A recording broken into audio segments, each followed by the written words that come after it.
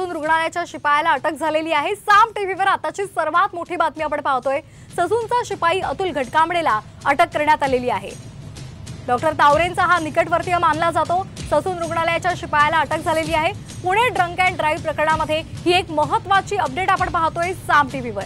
Sassoon रुग्णालयाच्या शिपायाला अटक झालेली आहे।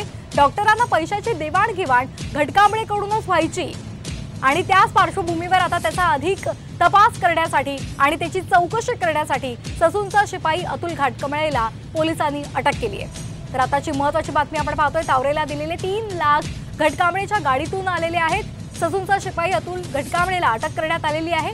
डॉक्टरांना पैशांची देवाणघेवाण घटकांबळेकडूनच व्हायची आणि या संदर्भातला आता अधिक तपास पोलीस करतायत आणि त्यासाठी अतुलची चौकशी करण्यासाठी त्याला अटक करण्यात आली आहे। आताची महत्त्वाची बातमी आपण पाहतोय।